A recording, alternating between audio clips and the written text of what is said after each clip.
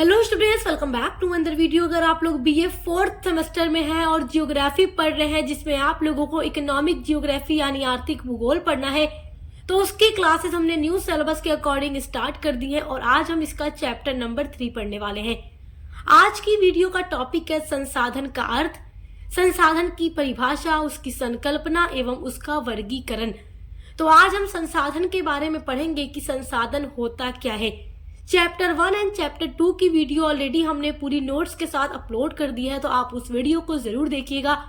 आपको प्लेलिस्ट मिल जाएगी इसी वीडियो के डिस्क्रिप्शन बॉक्स में। आप एक एक वीडियो को देखते रहेंगे, अपनी क्लासेस करते रहेंगे तो समझिए कि आपके एग्जाम की पूरी तैयारी होती रहेगी। और कौन कौन सा क्वेश्चन इंपॉर्टेंट होगा एग्जाम के लिए उसकी टेंशन आपको नहीं लेना है। हम क्लासेस कंप्लीट कराने के बाद आपका मॉडल पेपर भी आपको प्रोवाइड करा देंगे न्यू बैच के लिए। तो देखिए, संसाधन को इंग्लिश में कहते हैं रिसोर्स। क्या कहते हैं? रिसोर्स कहते हैं। तो इसका अर्थ देखिए, जो रिसोर्स होता है ना वो दो शब्दों से मिलकर बना होता है, री प्लस सोर्स, जिसमें री का मतलब होता है दीर्घ अवधि यानी लंबे टाइम तक और सोर्स का मतलब होता है साधन। तो इस प्रकार संसाधन वे स्रोत हैं जिन पर दीर्घ अवधि तक मानव समाज निर्भर रहते हैं। यानी कि संसाधन वो चीजें होती हैं, वो वस्तुएं होती हैं जिस पर मनुष्यों का समाज लंबे टाइम तक डिपेंड रहता है, जिससे वो अपनी आवश्यकताओं की पूर्ति करता है, तो वो संसाधन होते हैं। देखिए, कोई भी वस्तु है, अगर हम उसका अपने लाइफ में उपयोग कर रहे हैं और उससे हमारे आवश्यकताओं की पूर्ति हो रही है तो वो सारी चीजें हमारे लिए संसाधन कही जाएंगी। अब जैसे मेरे हाथों में ये जो पेन आप लोग ये देख रहे हैं, अगर इसका मैं उपयोग ही ना करूं, मुझे कभी लिखने की जरूरत ही ना पड़े, तो ये मेरे लिए संसाधन हो ही नहीं सकती। ये तो केवल एक वस्तु रहेगी मेरे लिए। लेकिन मुझे जब भी लिखना होता है मैं इस पेन का यूज करती हूँ, तो लिखने के लिए क्या है, मेरा संसाधन है। तो ये वस्तु के साथ साथ मेरे लिए एक संसाधन भी है। उसके अलावा किसी भी चीज का आप एग्जाम्पल ले सकते हैं, साइकिल का, मोटरसाइकिल का, कार का, बस का, उसके अलावा हर एक इलेक्ट्रॉनिक सामान का, हर एक चीज का जब मनुष्य प्रयोग करता है अपनी लाइफ में, उस पर निर्भर होता है, उसका यूज करता है, उसके काम वो चीजें आती हैं, तो वो मनुष्य के लिए संसाधन कही जाएंगी। देखिए, जो संसाधन होते हैं वो केवल प्राकृतिक वस्तुओं तक सीमित नहीं माने जाते। यानी कि लोग समझते हैं कि जो चीजें प्रकृति ने मनुष्यों को दी है केवल वही मनुष्य के लिए संसाधन होंगे। तो संसाधन जो है केवल प्राकृतिक वस्तुओं तक सीमित नहीं माने जाते। मनुष्य जो है वो स्वयं भी एक महत्वपूर्ण संसाधन होता है, क्योंकि उसका जो ज्ञान है, जो कौशल है, और मनुष्य जो कुछ भी काम करता है तो मनुष्य की जो काम करने की क्षमता है समाज के विकास में बहुत ज्यादा योगदान देती है। इसके अलावा मानव द्वारा बनाए गए साधन जो होते हैं, जैसे कि मशीनें हो गई, घर हो गया, बिल्डिंग्स हो गई, सड़क हो गई और तकनीकी उपकरण हो गए, ये सब भी संसाधन ही होते हैं। तो जो संसाधन होते हैं वो दो तरीके के होते हैं, एक प्राकृतिक संसाधन और एक मानव निर्मित संसाधन। तो प्राकृतिक संसाधन में वो सारी चीजें आती हैं जो प्रकृति हमें देती है, और मानव निर्मित में वो सारी चीजें आती हैं जो मनुष्यों के द्वारा बनाया जाता है। जैसे कि आप कोई भी चीज देखें जिसका प्रयोग आप करते हैं अपने जीवन में, जैसे आप अगर कहीं पर एक स्थान से दूसरे स्थान पर जाने के लिए बाइक का इस्तेमाल करते हैं, कार का या साइकिल का यूज करते हैं, तो वो क्या है, मनुष्यों के द्वारा ही बनाई गई है, वो मानव निर्मित ही है। आप कपड़े धुलने के लिए हाथ का यूज नहीं करते, जबकि आप क्या कर लेते हैं, मशीन में डालकर धुल लेते हैं, वॉशिंग मशीन में। तो वो क्या है, वो आपके लिए संसाधन ही तो है, लेकिन वो मानव निर्मित है। मनुष्यों ने अपने ज्ञान, अपने कौशल का प्रयोग करके उसको बनाया है। तो हर वो चीज जो मनुष्य अपने लाइफ में अपनी आवश्यकताओं को पूरा करने के लिए उपयोग करता है, वो सब क्या है, संसाधन है। संसाधन जो होता है समय, स्थान और तकनीक के अनुसार बदलते रहते हैं। जो वस्तु एक स्थान पर उपयोगी होती है, प्रयोग की जाती है, जरूरी नहीं है कि वो दूसरी जगह पर भी उतनी ही ज्यादा उपयोगी हो। दुनिया इतनी बड़ी है, कहीं पर कोई चीजें उपयोगी होती हैं, कहीं पर कोई चीजें उपयोगी होती हैं। तो जगह और स्थान के हिसाब से जो संसाधन होती है उसकी उपयोगिता बदलती है। इसी प्रकार समय के साथ जो नई नई खोजें होती हैं और जो तकनीकी उन्नति होती है, उससे भी नए संसाधनों का विकास होता रहता है। आज जो चीजें हमारे लिए अधिक उपयोगी हैं वो हमारे लिए संसाधन है। जरूरी नहीं है कि भविष्य में वो हमारे लिए उतनी ही ज्यादा उपयोगी हो, वो कम उपयोगी भी हो सकती है। तो संसाधन का अर्थ क्या है, आई होप कि आप समझ गए होंगे। आइए अब देखते हैं संसाधन की अवधारणा क्या है। एग्जाम में अलग अलग तरीके से क्वेश्चंस बन जाते हैं, तो जैसे जैसे आपका क्वेश्चंस आएगा बिल्कुल वैसी वैसी हेडिंग्स मैंने इस वीडियो में रखी है, ताकि आप हर एक टॉपिक को एग्जाम के लिए तैयार कर सकें। तो देखिए, संसाधन वो स्रोत होता है जिसके द्वारा जो मानव होता है उसकी आवश्यकताओं की पूर्ति होती है, या पूर्ति जो है अंशतः या पूर्णतः होती है, यानी कि जो मानव की पूर्ति हो रही है जिन भी वस्तुओं से, वो क्या है, संसाधन है। इस प्रकार देखिए, मानव तथा जो संसाधन होते हैं उनका अन्योन्याश्रित संबंध होता है, यानी मानव और संसाधन का अन्योन्याश्रित संबंध का मतलब ये एक दूसरे पर डिपेंड हो, निर्भर है। कोई भी वस्तु अगर मानव की आवश्यकता की पूर्ति के लिए प्रयोग किए जाने के कार्य द्वारा संसाधन बन जाती है, यानी कि मनुष्य अपनी आवश्यकताओं को पूरा करने के लिए जिन जिन चीजों का यूज करता है वो सब कुछ मानव के लिए संसाधन है।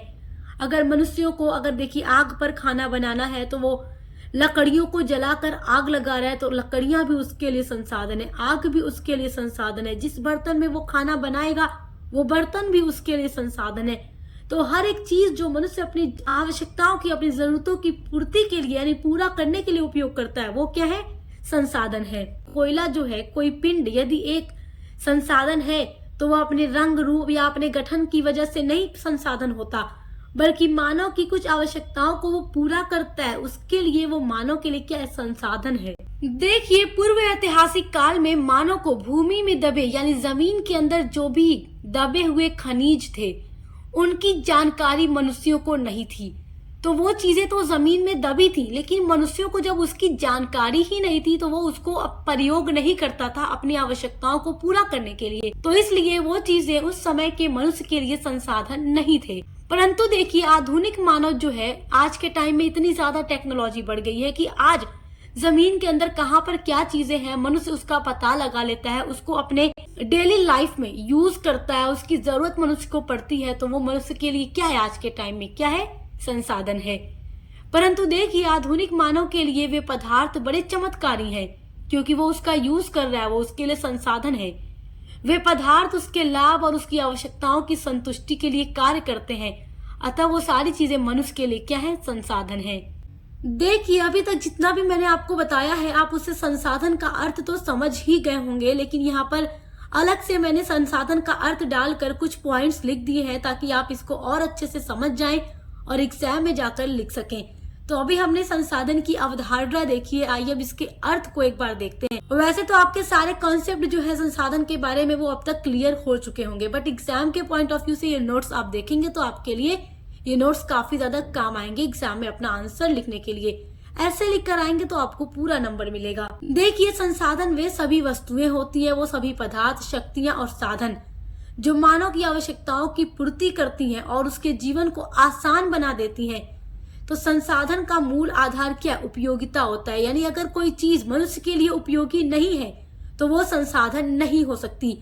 जो मनुष्य की लाइफ में उपयोगी है, जिसका वो यूज कर रहा है और उससे उसकी जरूरत पूरी हो रही है, तो वो क्या है, संसाधन है। कोई भी वस्तु जो है अपने आप संसाधन नहीं होती, बल्कि मनुष्य क्या करता है, अपनी बुद्धि का, अपने ज्ञान का, अपनी तकनीकों का, अपने श्रम यानी अपनी मेहनत का उपयोग करता है और उसको इस्तेमाल करना अपने लाइफ में सीख लेता है, तो वो सारी वस्तुएं मनुष्य के लिए संसाधन बन जाती है। कोई भी वस्तु अपने आप संसाधन नहीं होती, जब मानव उसका उपयोग करना सीख लेता है तो वो संसाधन बनती है। मानव की बुद्धि, आवश्यकता और तकनीक उन्हें संसाधन बनाती है। आज इतनी ज्यादा टेक्नोलॉजी है, अलग अलग प्रकार की चीजों का आविष्कार हो रहा है, मनुष्य की आवश्यकता जिससे पूरी हो रही है, तो वो सब क्या है, संसाधन है। लेकिन अगर आप बहुत प्राचीन समय को देखें तो क्या ये सारी चीजें थी, जैसे कि ये सीलिंग फैन होता है, एसी है, फ्रिज है, अवन है, माइक्रोवेव, जो भी चीजें हैं, क्या आज से हजारों साल पहले ऐसी थी? नहीं थी। क्यों? क्योंकि उस टाइम के मानव में इतना ज्ञान, इतना कौशल, इतनी बुद्धि नहीं थी कि वो इन चीजों को बना सके अपनी आवश्यकताओं की पूर्ति करने के लिए।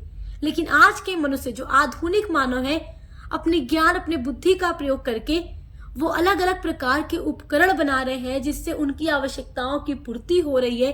तो ये सब कुछ क्या है, संसाधन है। इसीलिए देखिए, कहा जाता है कि संसाधन होते नहीं है, संसाधन को बनाया जाता है। आइए अब देखते हैं संसाधन की परिभाषा। एग्जाम में परिभाषा लिखिएगा तो आपको नंबर काफी अच्छा मिलेगा। तो देखिए, यहाँ पर परिभाषा लिखी है जिम्मरमैन के अनुसार। तो देखिए, जिम्मरमैन महोदय जी क्या लिखते हैं अपने शब्दों में संसाधन के लिए। ये लिखते हैं कि संसाधन पर्यावरण की ये विशेषताएं हैं जो मनुष्य की आवश्यकताओं की पूर्ति में सक्षम मानी जाती है। यानी मनुष्यों की जरूरतों को पूरा करने में सक्षम होती हैं, तो वही क्या है, संसाधन। उन्हें मनुष्य की आवश्यकताओं और क्षमताओं द्वारा उपयोगिता प्रदान की जाती है। तो बहुत अच्छी डेफिनेशन है, आप लोग नोट कर लीजिएगा, एग्जाम में लिखेंगे तो आपको नंबर पूरा मिलेगा। दूसरी डेफिनेशन है जेम्स फिशर के अनुसार, ये लिखते हैं कि संसाधन वह कोई भी वस्तु है जो मानवीय आवश्यकताओं और इच्छाओं की पूर्ति करता है। तो जो चीजें मनुष्य की आवश्यकता और उसकी इच्छाओं को पूरा कर रही है वही संसाधन है। जो चीजें मानव के लिए उपयोगी नहीं है, मनुष्य के किसी काम नहीं आती, मनुष्यों की किसी भी इच्छाओं को पूरा नहीं करती, उन वस्तुओं को हम संसाधन नहीं कह सकते। जो कुछ हमारी आवश्यकताओं और हमारी इच्छाओं को पूरा करेंगी, केवल वही संसाधन कही जाएंगी। आपकी अगली वेरी इंपॉर्टेंट हेडिंग है संसाधनों की संकल्पना। ये एग्जाम में पूछा जाता है। देखिए, लॉन्ग क्वेश्चन में जब आपसे संसाधन के बारे में पूछेगा तो ये सारी चीजें आपको अलग अलग हेडिंग डालकर लिखनी होगी। तो बिल्कुल आपके एग्जाम के पॉइंट ऑफ व्यू से मैंने ये नोट्स आपके लिए तैयार किया है। तो आप लोग वीडियो को लाइक जरूर किया करें, शेयर किया करें, ताकि हर स्टूडेंट तक वीडियोस पहुंच सके और हर बच्चा सक्सेस मास्टर पॉइंट के साथ जुड़कर अच्छे से एग्जाम की तैयारी कर सके। और समझ में आ जाता है, आपका कॉन्सेप्ट क्लियर हो जाता है, तो कमेंट करके जरूर बताया कीजिए, क्योंकि आपके लिए वीडियोस बनाने में काफी ज्यादा मेहनत लगती है। तो देखिए, संसाधनों की संकल्पना क्या है। पहला पॉइंट है, संसाधन होते नहीं, इनको बनाया जाता है। देखिए, इसका मतलब है कि कोई भी वस्तु जो होती है वो अपने जन्म से ही संसाधन नहीं होती। मतलब कोई वस्तु है वो हमेशा संसाधन ही नहीं होती, जबकि जो मनुष्य होता है उसको देखता है, उसको समझता है, अपने ज्ञान का प्रयोग करता है, अपनी बुद्धि का प्रयोग करता है, अपने तकनीक से उसका उपयोग करना सीख लेता है, फिर वो संसाधन बन जाती है और मनुष्य की आवश्यकताओं को पूरा करने लगती है। अब देखिए, दूसरी संकल्पना है, संसाधन एक गतिशील संकल्पना है, स्थिर नहीं। गतिशील का मतलब लगातार चलती रहना और बदलाव होता रहना। स्थिर का मतलब कि एकदम फिक्स हो जाना। तो देखिए, संसाधन जो है गतिशील यानी डायनेमिक होता है, ये स्थिर नहीं होता। संसाधनों का जो महत्व है वो समय के साथ बदलता रहता है। जरूरी नहीं है कि जो चीज हमारे लिए आज उपयोगी है वो कल हमारे लिए उपयोगी ही रहे, या जरूरी नहीं है कि जो चीज आज हमारे लिए उपयोगी नहीं है तो कल हमारे लिए उपयोगी कल भी न रहे। मतलब आज जो चीज हमारे लिए जरूरी नहीं है वो भविष्य में हमारे लिए उपयोगी हो सकती है, और जो आज हमारे लिए उपयोगी है भविष्य में हमारे लिए वो किसी काम की नहीं भी हो सकती। तो मतलब कि जो संसाधन होते हैं वो समय के साथ, वक्त के साथ बदलते भी रहते हैं। तो इसलिए डायनामिक यानी गतिशील होते हैं, एकदम फिक्स नहीं होते कि जो चीज आज हमारे लिए एकदम उपयोगी है वो पूरी जिंदगी हमारे लिए उपयोगी ही रहेगी। तीसरा पॉइंट है, संसाधन एक कार्यात्मक संकल्पना है। कार्यात्मक संकल्पना का मतलब क्या है कि कोई भी वस्तु तभी संसाधन मानी जाएगी जब वो मनुष्यों के काम में आएगी। यानी कि संसाधन का आधार उसका उपयोग, उसका कार्य ही होता है। अगर वो मनुष्यों के किसी काम में नहीं आती तो वो संसाधन नहीं हो सकती। काम में आ रही है तभी संसाधन है। चौथा पॉइंट है कि मनुष्य के रहन सहन का स्तर संसाधनों के उपयोग का परिणाम है। यानी कि आज के टाइम में देखिए, आज के टाइम में हर मनुष्य काफी अच्छा जीवन जीता है, लाइफ स्टाइल उसकी अच्छी होती है। तो जो व्यक्ति संसाधन का जितना अच्छे से उपयोग करता है उसका लाइफ स्टाइल उतना ही अच्छा होता है। तो ये संसाधनों के उपयोग का ही परिणाम होता है। तो ये सब संसाधनों की संकल्पना है। आई होप कि आप बहुत अच्छे से समझ गए होंगे। आपकी अगली वेरी इंपॉर्टेंट हेडिंग है संसाधन का वर्गीकरण। तो आइए देखते हैं संसाधन कितने प्रकार के होते हैं। बहुत ही इंपॉर्टेंट ये पॉइंट है आपके एग्जाम के लिए। तो देखिए, संसाधन को विभिन्न आधार पर बांटा जा सकता है। पहला है उत्पत्ति के आधार पर संसाधन।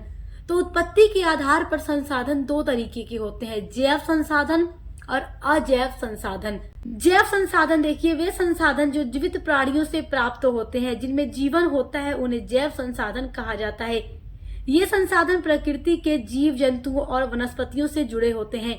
तो जैव संसाधन क्या है, जैसे कि पेड़ पौधे हो गए, पशु हो गए, मछलियां हो गई, फसलें हो गई, ये सब जैव संसाधन होते हैं। देखिए, जैसे पशुओं से हमें दूध भी मिलता है, जैसे कुछ पक्षी होते हैं जो हमें अंडे देते हैं, उसके अलावा पशुओं से हमें दूध भी प्राप्त होता है।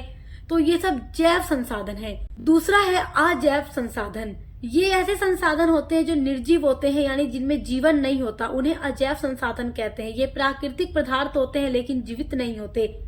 इसका उदाहरण आप ले सकते हैं, जैसे जल यानी पानी हो गया, वायु यानी हवा हो गई, मिट्टी हो गई, खनिज हो गया, जैसे लोहा, तांबा, सोना, ये सारी चीजें, या सूर्य का जो प्रकाश है वो सब अजैव संसाधन है।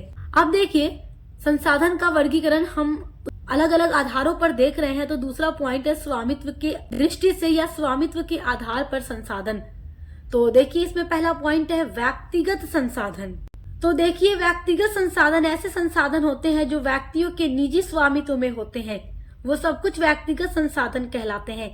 जैसे कि घर हो गया, व्यक्तिगत तालाब हो गया, या व्यक्तिगत निजी चारागाह हो गया। ये सारी चीजें जो इंसान अपनी पर्सनल लाइफ में यूज कर रहा है, ऐसे संसाधन व्यक्तिगत संसाधन होते हैं। दूसरा है सामुदायिक संसाधन। तो देखिए, सामुदायिक संसाधन ऐसे संसाधन होते हैं जो गांव या शहर के समुदाय अर्थात सभी व्यक्तियों के लिए उपलब्ध होते हैं। उनको सामुदायिक स्वामित्व वाले संसाधन कहे जाते हैं। जैसे कि सार्वजनिक पार्क हो गया, सार्वजनिक खेल का मैदान हो गया, सार्वजनिक तालाब, नदियां, ये सारी चीजें। उसके बाद है देखिए राष्ट्रीय संसाधन। तो राष्ट्रीय संसाधन ऐसे संसाधन होते हैं जो राष्ट्र की संपदा है, वो राष्ट्रीय संसाधन कहलाते हैं। जैसे कि सड़क, नदियां, तालाब, बंजर भूमि, खनन क्षेत्र, तेल उत्पादन क्षेत्र, ये सारी चीजें आती हैं। चौथा पॉइंट है अंतर्राष्ट्रीय संसाधन। तो अंतर्राष्ट्रीय संसाधन में देखिए, तट रेखा से 200 समुद्री मील के बाद खुले महासागर तथा उसके अंतर्गत आने वाले जो संसाधन है वो अंतर्राष्ट्रीय संसाधन के अंतर्गत आते हैं। तो आई होप कि आप स्वामित्व के आधार पर संसाधन के प्रकार समझ गए होंगे। देखिए, तीसरा पॉइंट है विकास के आधार पर संसाधन। तो आइए देखते हैं विकास के आधार पर संसाधन कितने तरीके के हैं। तो देखिए, इसमें पहला पॉइंट है संभावी संसाधन। देखिए, संभावी संसाधन ऐसे संसाधन है जो विद्यमान तो है परंतु उनके उपयोग की तकनीकी का सही विकास नहीं होने के कारण उनका उपयोग नहीं किया गया है। तो ऐसे संसाधन संभावी संसाधन कहलाते हैं। जैसे कि राजस्थान की सौर ऊर्जा। अब देखिए, दूसरा पॉइंट है विकसित संसाधन। तो ये ऐसे संसाधन होते हैं जिनके उपयोग के लिए प्रभावी तकनीकी उपलब्ध है तथा उनके उपयोग के लिए सर्वेक्षण, गुणवत्ता और मात्रा निर्धारित की जा चुकी है, विकसित संसाधन कहलाते हैं। तीसरा संसाधन है भंडार। देखिए, भंडार ऐसे संसाधन है जो प्रचुरता में उपलब्ध है परंतु सही तकनीकी के विकसित नहीं होने के कारण उनका उपयोग नहीं हो पा रहा है। तो ऐसे संसाधन भंडार संसाधन कहलाते हैं। मतलब उनके बारे में पता है लेकिन तकनीक न होने से इनका प्रयोग नहीं हो रहा, तो वो भंडार संसाधन है। चौथा है इसमें संचित कोष। ये ऐसे संसाधन होते हैं जिनके उपयोग के लिए तकनीकी उपलब्ध है लेकिन उनका उपयोग अभी आरंभ नहीं किया गया है तथा वे भविष्य में उपयोग करने के लिए उनको सुरक्षित रखा गया है। तो ऐसे संसाधन संचित कोष कहलाते हैं। अब देखिए, आपका चौथा जो पॉइंट आ जाता है संसाधन के प्रकार में, वो है उपयोगिता के आधार पर संसाधन। तो उपयोगिता के आधार पर देखिए दो प्रकार है, नवीकरणीय संसाधन और अनवीकरणीय संसाधन। तो देखिए, नवीकरणीय संसाधन क्या होते हैं? ये संसाधन जो प्राकृतिक रूप से कम समय में फिर से बन जाते हैं या बार बार उपयोग किए जा सकते हैं, उन्हें नवीकरणीय संसाधन कहते हैं। इनके समाप्त होने की संभावना कम होती है यदि इनका सही उपयोग किया जाए। जैसे कि सूर्य की ऊर्जा हो गई या हवा हो गया, पानी हो गई, ये सारी चीजें जो है नवीकरणीय संसाधन है जो दोबारा बन जाते हैं, दोबारा मिल जाएंगे आपको। अब देखिए, अनवीकरणीय संसाधन क्या होते हैं? ये संसाधन जो एक बार अगर समाप्त हो गया तो बहुत लंबे समय यानी कई वर्षों बाद बनते हैं या दोबारा बन भी नहीं पाते, उन्हें अनवीकरणीय संसाधन कहते हैं। इनकी मात्रा सीमित होती है, जैसे कोयला, पेट्रोलियम, प्राकृतिक गैस, ये सारी चीजें जो जल्दी समाप्त होते हैं, इसीलिए इनका संरक्षण जरूरी होता है। तो आई होप कि आप इन सारे टॉपिक को अच्छे से समझ गए होंगे। देखिए, 4th सेमेस्टर में अगर आप ज्योग्राफी के अलावा हिंदी अनुवाद पढ़ते हैं, इंग्लिश लिटरेचर पढ़ते हैं, पॉलिटिकल साइंस पढ़ते हैं या अदर कोई भी सब्जेक्ट आप पढ़ते हैं तो उसके लिए चैनल पर विजिट जरूर कीजिएगा, क्योंकि आपके बीए के हर एक सब्जेक्ट की क्लासेस हमारे चैनल पर कराई जाती हैं। आपके को करिकुलर की भी तैयारी कराई जाती है, तो विजिट जरूर कीजिएगा। चाहे कोई भी सब्जेक्ट आप पढ़ते हो, सब कुछ आपको यहाँ पर पढ़ने के लिए मिलेगा। और एग्जाम की तैयारी के लिए आपको मॉडल पेपर, महासंग्राम क्लासेस भी प्रोवाइड की जाती हैं। तो दोस्तों के साथ शेयर करना मत भूलिएगा। वीडियो पसंद आई तो लाइक कमेंट जरूर कीजिएगा। अब मिलते हैं अगली वीडियो के साथ।